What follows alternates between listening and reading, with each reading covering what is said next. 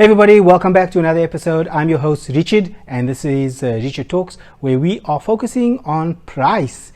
Now, a lot of people think that if you reduce your price, that'll attract more customers. Obviously, why not? The cheaper, the more people can afford your product, service, or cause.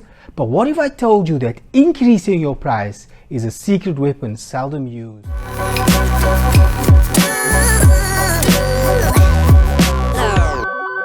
Hey everybody, welcome back to another episode of Richard Talks, and in this series we're talking about price. So I've spoken about how people would generally try to negotiate a lower price and what you should do to deal with those.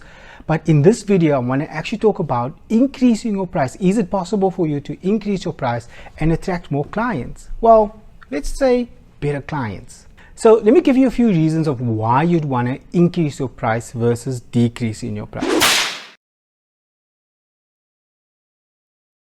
Firstly, if you're just starting out and this is your first entrepreneurial journey, or it's your first product that you're selling on an online platform or even services directed to people, chances are that you've underpriced your product and service. And that's natural. That's just the beginner part of all of us, where we, a bit of that imposter syndrome creeps in, and you start to wonder like, oh no, who's going to buy my product or service for 1,000 Rand?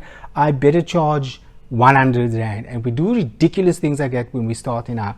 So raising your price is probably going to bring it to some sort of normal market expected value, where people are going to be more accepting of that price. Now, that doesn't mean that a cheaper product is generally a bad thing. It might get your foot in the door, might build your confidence, but increasing your price is also not going to break your business if you do it thoughtfully and you know who your customer is.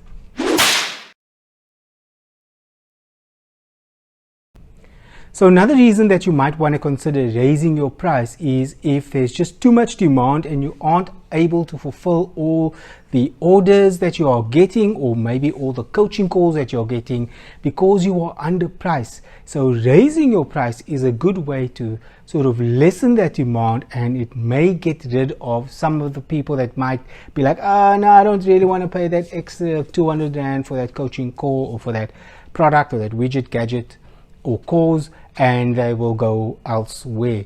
But that is a win for both parties. The other people get to go somewhere different where it's a cheaper price, and for you, you get to have the same revenue numbers but with less of the stress or fewer client demand workload on you. So another great reason why you should increase your price, why it's good for your business, is that you, besides just being underpriced, you were way underpriced, and that somebody might look at your price and think like, there's no way that this price can solve my problem. Now I know that that might be a weird concept for you to hear, that a price solving a problem, but if I told you that there's a Ferrari and that you can buy that Ferrari now for 1,000 Rand, would you think like, oh, that's a great deal? Or would you doubt the quality? Is it really a Ferrari? What am I spending my 1,000 Rand on? There's no way a Ferrari costs 1,000 Rand, because you equate a certain brand, a certain item at a certain level of pricing. Now, if I told you it was 2 million Rand, you might be like, wow, yeah, that sounds normal for a Ferrari. Similarly, for your service or product, you might be underpriced in what the market is expecting, and it's so increasing your prices might bring it to the right market level where people actually feel that that can solve their problem. I'll give you an example of a business product that we had a few years ago, where we were talking to accountants and automating a lot of their month-end processes. Now, it was literally selling them an Excel document, which accountants and chartered accountants are very, very familiar with, and they actually do this very function every single month. We priced it at 5,000 Rand, and in the first 3 months, no one bought. I think we had one customer that kind of bought into it, but I think she just liked the approach that we had rather than the product and service. But no one else bought.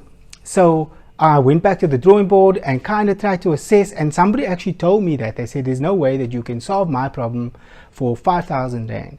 I've studied for 7 years, did articles, all the things that they went through to get to the level that they are right now, and there is zero chance that they believe that 5,000 Rand would equate to their level of expertise and intelligence, and that there's just no way that you can solve that problem. If they can't solve it, how dare you solve it for 5,000 Rand?